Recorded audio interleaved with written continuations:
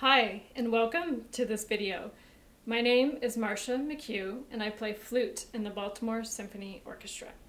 Today, I'll help you with some of your excerpts for your upcoming Baltimore Symphony Youth Orchestra auditions. These are the excerpts for the Youth Orchestra for the BSYO. We'll start with Dvořák 8, the flute solo in the last movement. This is a lot of fun. The whole symphony is great fun for the flute. I urge you to check out the entire part. I know in college when I would audition and take my audition rep class, we would have the main solos that would be asked, and then really anything in the part was fair game. So our teacher would sometimes like to trick us, and he would choose maybe the first opening bars that maybe not all of us had practiced, or a middle solo that isn't as famous as the big solo. So it's really great to listen to the whole piece, to know the whole part. A lot of these are available on IMSLP, so they're free at your fingertips, and you can see where this comes in the piece. You can see what is happening before we play this solo. There's a big tutti, bombastic, lots of energy going on, and then all of a sudden everybody leaves, and then the flute is a solo with a little trumpet part off to the side. So this is a great solo in the flute repertoire, and it's great too to practice being under control and in having with ease playing when something's notey or stressful. And so I hope to give you some tips to help with that. So first of all, we want to know where we're going to breathe. So definitely map out where you're going to breathe. And for me, I find the easiest places are usually after these held Ds. So at D, the second time where we have the repeat, I usually breathe right there. Some people say you shouldn't. It's really up to you. Can you play it convincingly, breathing and keeping that phrase line? That's the challenge of this, and really any music. And then I like to breathe before the first ending, two bars before the first ending, after the B, and possibly after the A. See what works for you. Maybe you don't need both. And then after the second ending, I like to breathe after that D, and then on the next line after the F sharp. So figure out where you're going to breathe. And it's nice that we don't play the tutti beforehand, because then we can get extra air that we wouldn't normally get in the orchestra unless we stopped playing the part. So this is a solo from Dvořák 8.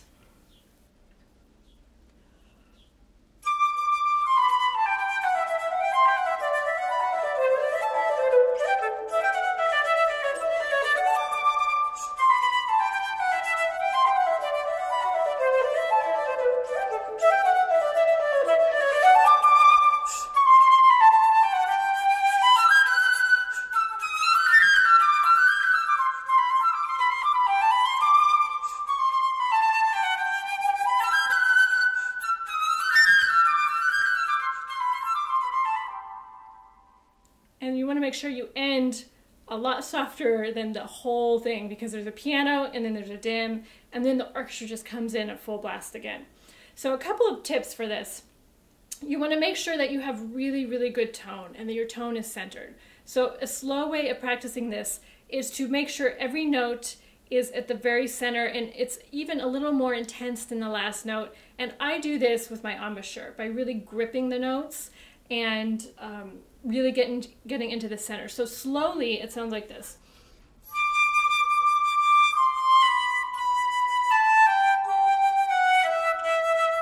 So I have the same intensity on that third measure, the E in the staff, as I do hopefully on my first note, because it's really easy to sound vibrant and spinning in the third register. And then when we get down to the middle and the lower registers, they need a little bit more help to sound the same vibrancy and resonance.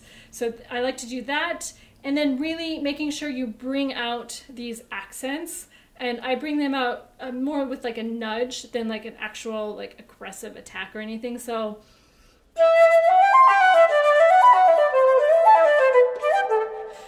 so kind of a playful attitude. And again, you can interpret this any way you like. This is the way I interpret it. And then, of course, breathing the second time you play this. And then the sforzando, that's where you can be a little more even pizzazz. So the second ending into the next bar. And I like to get off of the D at the second ending, the very last D, a little bit of a staccato, like on that note. We're not tonguing it, we're just kind of letting the note stop so that the sforzando D can really have the full effect of this is where we're going next with our melody. And then for these passages, that might be a little challenging or notey. What I used to do is practice them with the harmonic fingerings, just to know it can sound on my flute, it can play all the same notes. I just need to work on the fingerings. So one way to work on this,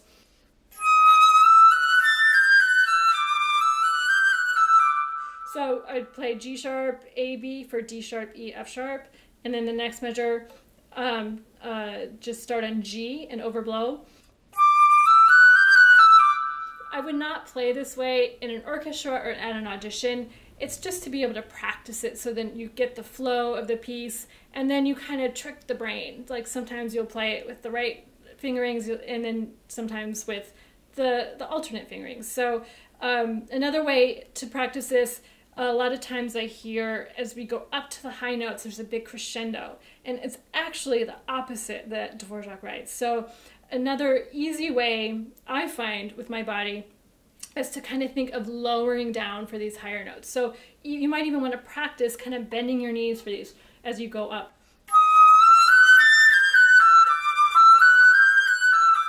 So that you have kind of this grounding going on, because so many times we can play all up here, and sometimes it's just really nice to have a foundation, and I find that that really helps the tone and to carry the sound, to have a really deep bass to our sounds. So this is Dvořák 8. I hope this was helpful, and good luck learning this piece. And next we're going to play one of my favorites, is Debussy's Prelude to the Afternoon of the Faun. And I hope you all have listened to a recording of this. The flute is a very prominent role, and it's just lovely. It's this really groundbreaking piece of its time. I love that it just meanders into different territories of tonality, and we can really make what we want of it with this. We can really use our creativity. And so one of the first things, if you've learned this already, is people will tell you, or teachers may tell you, you have to do this whole opening in one breath. It is good to have that as a skill. When I practice it, however, that is not my goal. If it happens, great. And if I'm feeling like I have a lot of air and the conductor's taking a great tempo, great. Like, it may happen. But my goal really is to turn this into music, to make something out of this strange arrangement of notes, and to really bring out these chromaticisms, and then the ending where you think he's gonna pick a key and then he doesn't, and then you hand it off to the harp who does this nice arpeggio in a different key. So you want to think of where you are going with your phrase, and if you want to practice it to figure out how you're going to phrase, my teacher, Robert Willoughby, would always teach me to take out all the notes. And so to only play the notes that are the most important. So I guess I would say in these first two measures, I would just play a C sharp. So if you just take out all the other notes and you want to make a phrase over these C sharps, it would sound like this.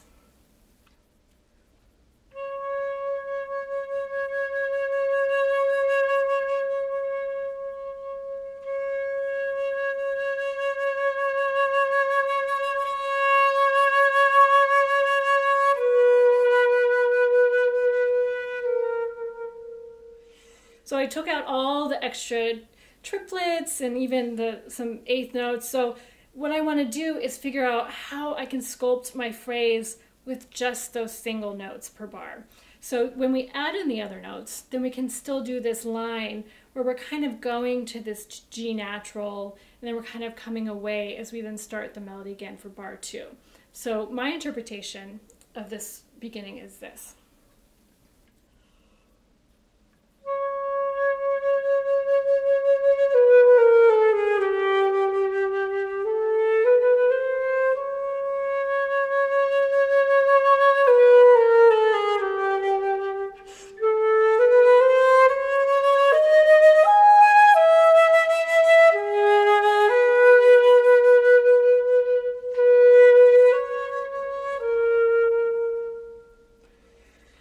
actually, I breathed in the second bar after the low G, and this is an option if you are running out of air or you feel it's just more comfortable and you can make music more freer and more creatively. I would suggest doing that. Many times in the orchestra, you'll have the second flute play that G, so the audience can't even tell that somebody's taking a breath.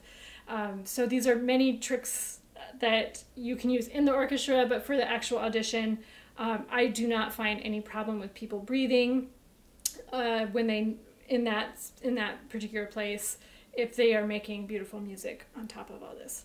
And then the solo at rehearsal 2, this is when we get to expand upon this idea.